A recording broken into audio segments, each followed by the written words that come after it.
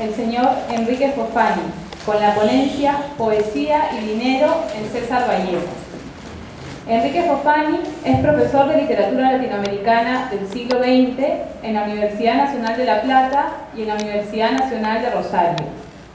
Se doctoró en la Universidad de Buenos Aires y enseñó durante muchos años literatura latinoamericana en la Universidad de Colonia, en Alemania. Su campo de especialización es la poesía latinoamericana y en este momento dirige la revista Catatay. Entre sus libros destacan Controversias de lo Moderno, La Protesta de los Cisnes, un libro que versó sobre la obra de Rubén Darío, y está por publicar un libro sobre César Vallejo. Con ustedes, Enrique Fofani, Poesía y Dinero en César Vallejo.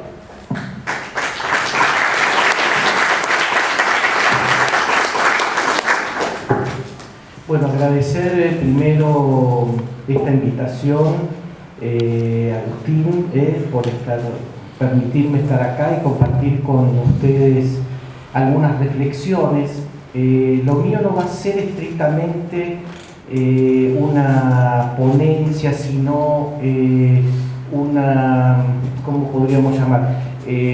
Porque es un libro. Entonces lo que traté fue de reunir ciertos puntos y más de un carácter reflexivo, estrictamente. El título es Subjetividad y Dinero en la poesía de César Vallejo. Comienzo con 3 epígrafes que quiero que dialoguen. Uno es de Baudelaire, de una carta que Baudelaire le escribe a la madre, un verso de Vallejo y una cita de Roland Barthes. La carta de Baudelaire dice: ¿y por qué el suicidio es a causa de las deudas? Sí, y sin embargo las deudas se pueden superar. En cuanto al tutor judicial, solo una palabra: hoy sé del inmenso valor del dinero y comprendo la trascendencia de todo lo que se relaciona con él. La cita de Vallejo: la cantidad enorme de dinero que cuesta el ser pobre. La cita de Roland Barthes: para Léon Bloy el dinero ha sido la gran única idea de su obra. Tanto Baudelaire en Los umbrales como Vallejo en el apogeo y decadencia de los tiempos modernos establecen una relación con el dinero que es capital en función de la poesía, por cuanto el capital poético se vuelve contra el capital económico. El capital simbólico de la lengua poética emerge frecuentemente a través de la ironía como procedimiento y como el gesto típicamente moderno que revela una conciencia crítica. El poeta moderno no quisiera pagar sus deudas con la obra de arte, no quisiera que el precio fuera la pérdida del aura, no quisiera desprenderse de la dimensión espiritual de sus obras y que éstas finalmente se comporten como el dinero, es decir, como el equivalente general de todas las mercancías. De hecho, lo que está en juego en el dinero como verdadera amenaza de la sociedad capitalista no es otra cosa que la dignidad del escritor. Lo que Walter Benjamin escribió sobre Baudelaire vale también para Vallejo y la experiencia latinoamericana. Cito: Baudelaire estaba obligado a reclamar la dignidad del poeta en una sociedad que no tenía nada que otorgar. En este aspecto, el dadaísmo asociado a la revolución industrial a fines del siglo XVIII y comienzos del XIX puede ser una de las coartadas posibles para el poeta, quien, confiscada el aura de sus obras por el mercado, intenta reponer a aquella a través de una aristocracia espiritual. Sueño y dinero mantendrán en toda la obra de Vallejo una tensión enmarcada siempre bajo el presupuesto de entender la pobreza en la línea de pensamiento de Léon Bloy, que consiste en definir la falta de dinero como causa de la pobreza y a esta como una experiencia involuntaria no deseada. Las afinidades entre Bloy y Vallejo están a la vista en la poesía e incluso en una crónica donde el poeta peruano escribe sobre Bloy y que consideramos paradigmática de entre todas sus autofiguraciones de artista. Basta el título de esta crónica para darse cuenta hasta qué punto Léon Bloy es una suerte de autorretrato oblicuo de Vallejo. La crónica se llama De la dignidad del escritor, la miseria de Léon Bloy. El conflicto que se produce entre pobreza y lo que Vallejo plantea, la dignidad del escritor, representa el meollo del capitalismo. En el capitalismo, el escritor vivirá una lucha continua a tal punto que se vuelven de alguna manera especuladores, no del dinero como los especuladores bursátiles, sino del valor antihumano que el dinero adquiere en la sociedad moderna. Si para Baudelaire el dinero es una trascendencia, para Léon Bloy un misterio casi sagrado, para Vallejo, tan próximo al uno como al otro, es la sustanciación de la paradoja más relevante de su escritura poética, quizá enunciada de una manera, digamos, paradigmática en el verso de Por último, sin ese buen aroma sucesivo, que dice la cantidad enorme de dinero que cuesta el ser pobre. Bastante cercano al oxímoron que planteaba Nadine, ¿no? Con este poema de Trilce, nos cubriremos con el oro de no tener nada. Corrosiva ironía moderna, pero también autoironización de sí mismo. Hay una familiaridad indiscutible entre concebir el dinero como trascendencia, como misterio o paradoja, pero sobre todo es una familiaridad relativa al lenguaje de los poetas pobres, como lo fue Vallejo, y en creciente proceso de empobrecimiento, que se vuelve un derroche, un flujo dispendioso, preñado de ironías, como si las palabras, el poder de las palabras, pudieran contrarrestar el efecto negativo del dinero e impedir su sublimación. Vallejo hace posible con Trilce releer la historia colonial latinoamericana. Vallejo con Trilce hace una historia económica de la poesía latinoamericana, desde el barroco de Indias a la vanguardia, a través de la imagen del oro, metal cuya medida deviene, como sabemos, el equivalente general del dinero. Es el trayecto histórico literario que va del oro colonial al oro modernista y de este al oro de vanguardia, que Vallejo simboliza con el guano en tanto la base de la economía política del Perú. Y también en el ámbito de la vanguardia latinoamericana, más concretamente brasileña, podemos mentar a Oswald de Andrade, pero esta vez ya no con el guano, sino con el pau-brasil, o con Guillén en Cuba y la caña de azúcar. Pero ambos poetas, Oswald de Andrade y Vallejo, incorporan como material lírico lo que representa la materia prima de la economía de la nación. En el contexto de la vanguardia latinoamericana, son los dos poetas que practican este tipo de operación en la línea reflexiva de Mallarmé, para quien solo era posible dos saberes: la estética y la economía política.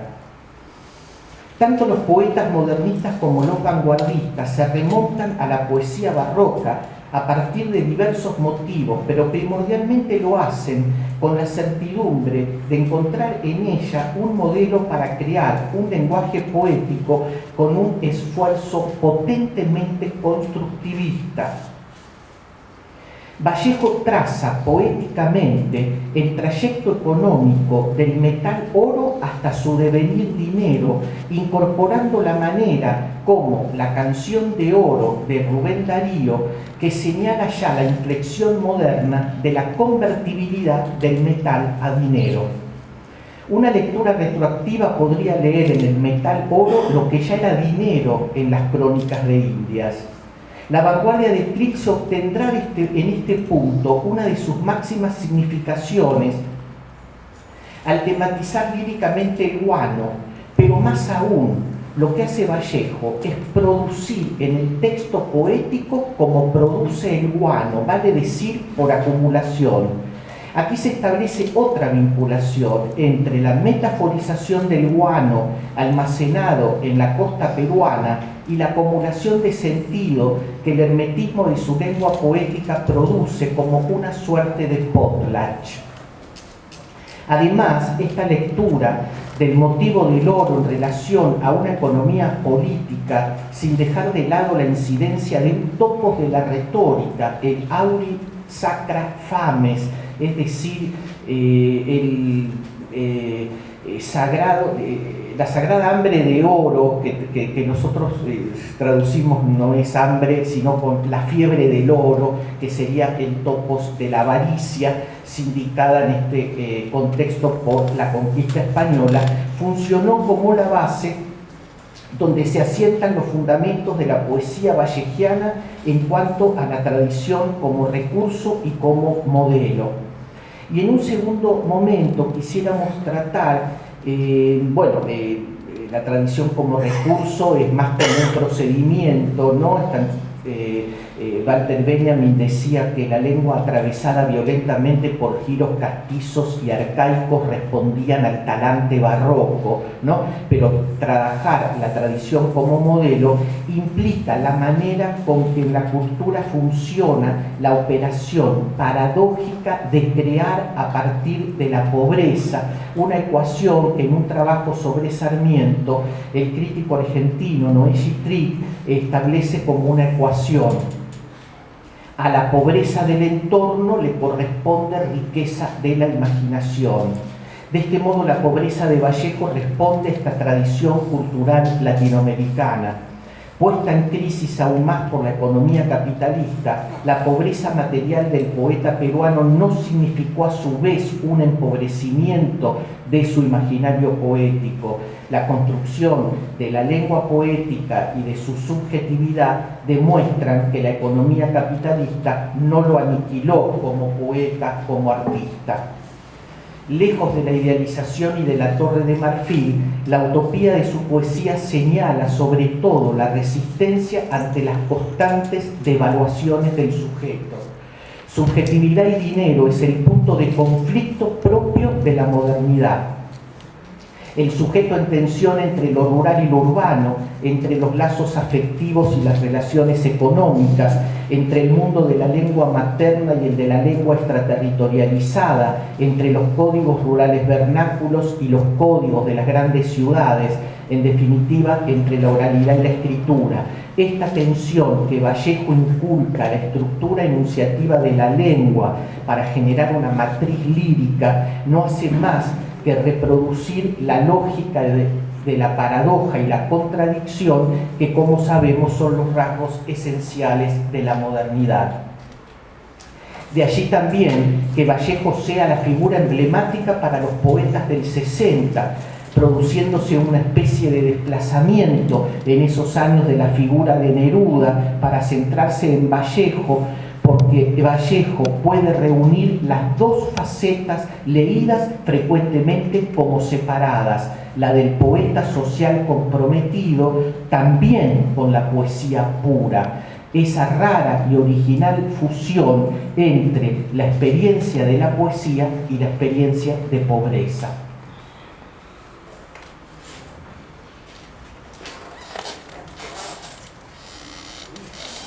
Voy a hablar del epistolario porque en las cartas, por supuesto están las ediciones de Castañón y de Jesús Cabel.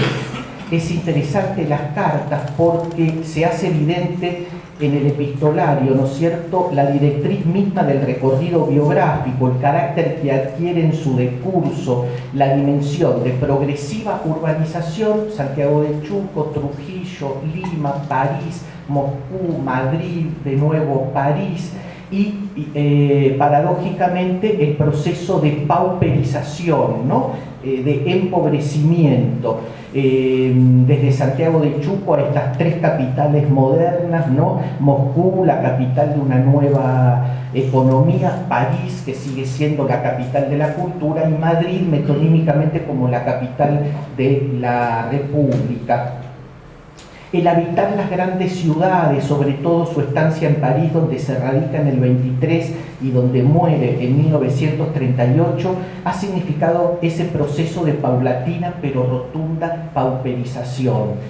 El crítico colombiano Gutiérrez Girardot observa que el avatar biográfico de Vallejo solo es comparable desde el punto de vista social y económico según la fase del capitalismo a fines de los 20 y durante los 30, es solo comparable al que sufre por la misma época en París otro escritor nómade y poeta también llamado Walter Benjamin.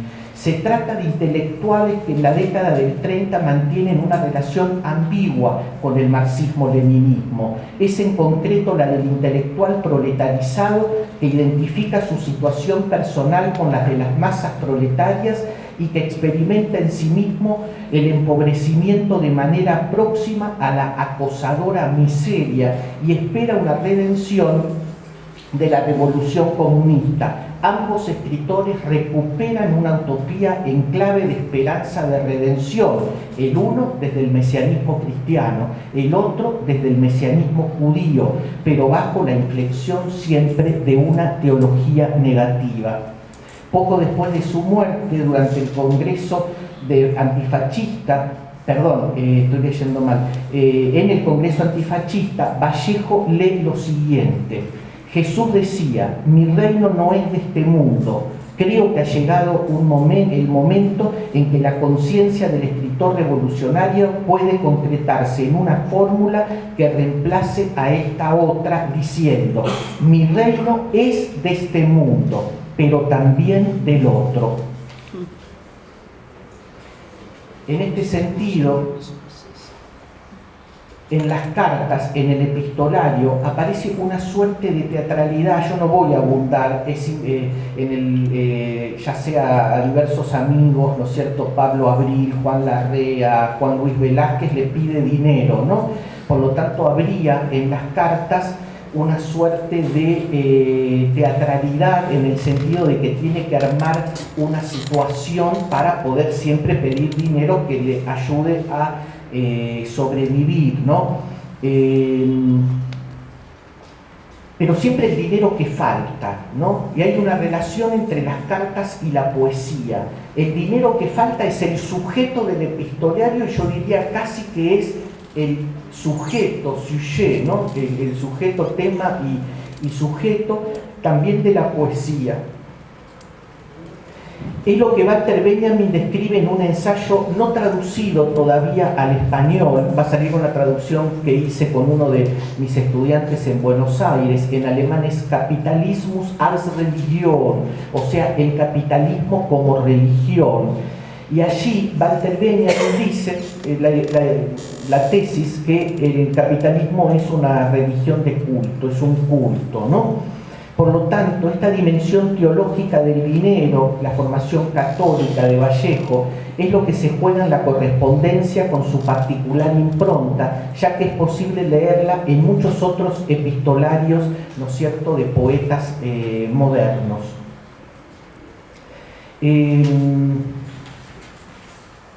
Quiero ir directamente a 3 citas del epistolario donde se nota el manejo, el uso que hace Vallejo de la ironía.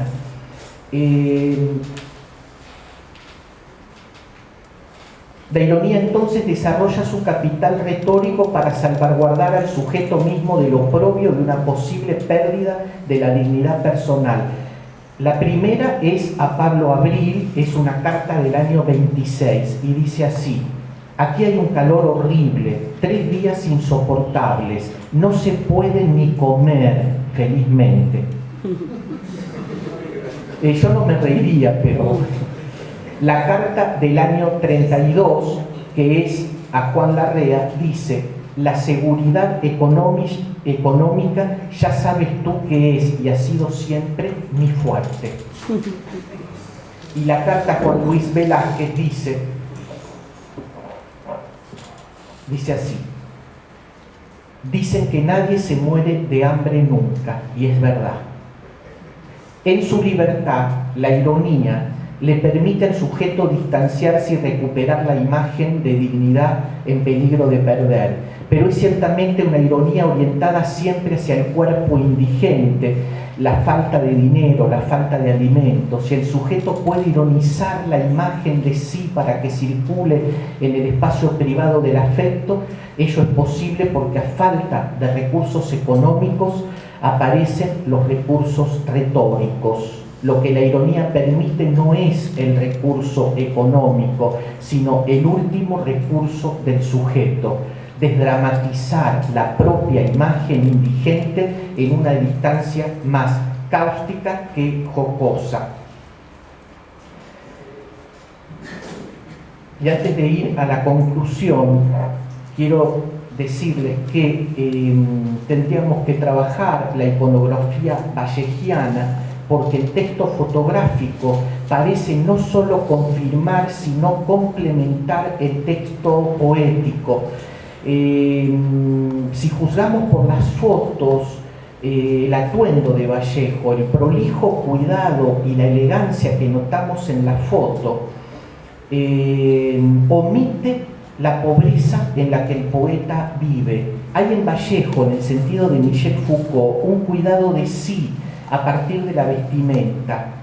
De este modo, el atuendo de Vallejo se fragua en la línea que formula Bleven cuando piensa que el vestido es una necesidad primordialmente espiritual. Pero un análisis semiológico de la iconografía pone de relieve que la pobreza está herida y que ocupa paradojalmente el lugar del vacío iconográfico de la foto.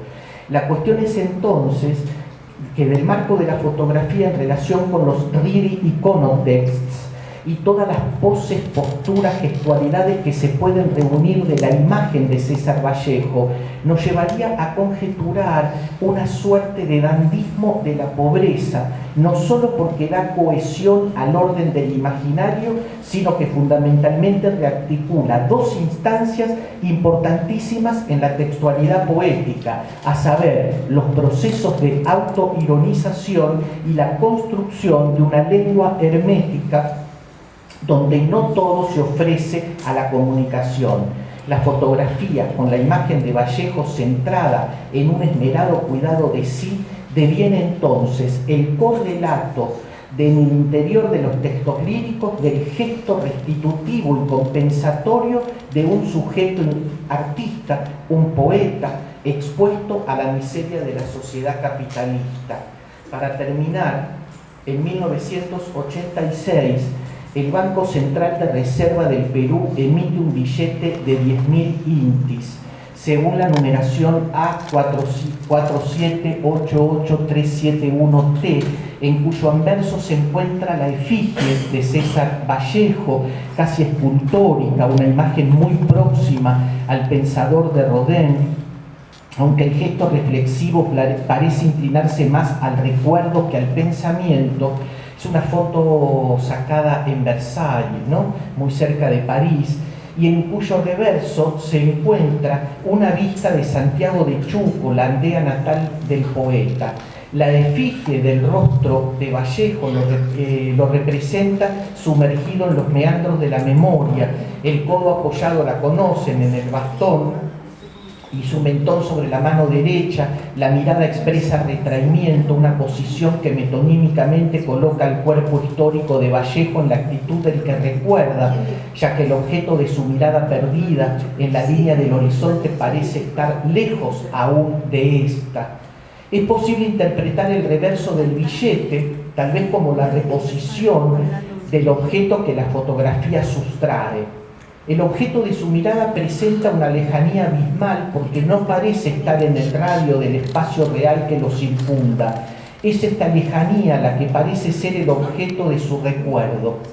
El reverso del billete lee esa lejanía, traduce a imagen el objeto de su memoria al mostrar una vista de la aldea de Santiago de Chuco, y si bien se trata de una vista parcial, El receptor de la foto advierte la altura del pequeño pueblo de La Libertad, 3.115 metros del nivel del mar, a través de un camino que se pierde hacia abajo, con un puñado de caseríos tan diminutos que no es posible ya divisar con nitidez. Según la interpretación de Marx, el billete es la sustitución del dinero y al mismo tiempo es dinero de crédito.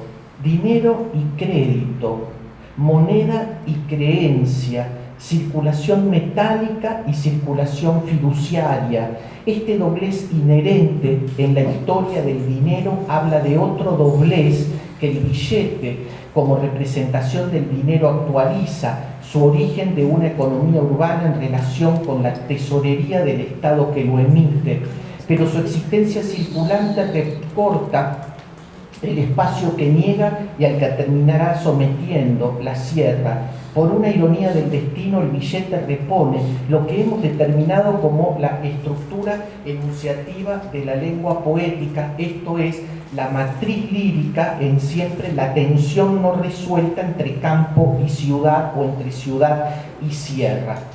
Termino. Que la falta de dinero haya sido, como quisimos demostrar, la causa de la pobreza de Vallejo en la línea interpretativa de León Blois, y ahora el Banco de Reserva del Perú emita un billete con la efigie del poeta, no deja de ser una ironía. Pero tal vez no tanto una ironía acerca de la figura del poeta. Después de todo, Vallejo llevó el dinero a la poesía y se burló lo suficientemente de él, ironizándolo, para que ahora la imagen del dinero se vuelva contra la suya. En este aspecto, la práctica moderna de ironización y de autoironización en la que inscribe a su poesía, léase aquí inscripción como una forma de la acuñación, lo deja a Vallejo como escritor bastante bien parado en la medida en que la ironía es también un punto de vista, una perspectiva, es decir, un distanciamiento saludable, un distanciamiento que resguarda la dignidad del escritor como una figura ética. Tesoro, reserva, banco, todo esto es lo que hizo Vallejo con su poesía, apelando a los recursos de la lengua y a los recursos a la lengua. Pese a que fue pobre, como tantos otros escritores latinoamericanos, en este momento pienso en Sarmiento, pienso en Martí, pienso en Darío, para nombrar solo unos pocos, también como ellos, Vallejo creó a partir de la pobreza, generó riqueza a partir de la pobreza, mecanismo de la más profunda tradición cultural en Latinoamérica. Gracias.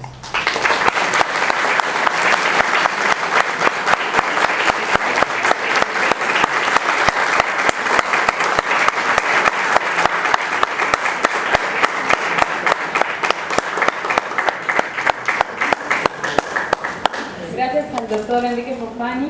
A continuación, tendremos las palabras del doctor Jorge Kishimoto con la ponencia Imagen Vital de César Vallejo. Jorge Kishimoto es un estudioso de la obra de César Vallejo y lleva más de 30 años recopilando su obra. Ha publicado en diversos diarios y revistas nacionales y extranjeras trabajos sobre escritores peruanos.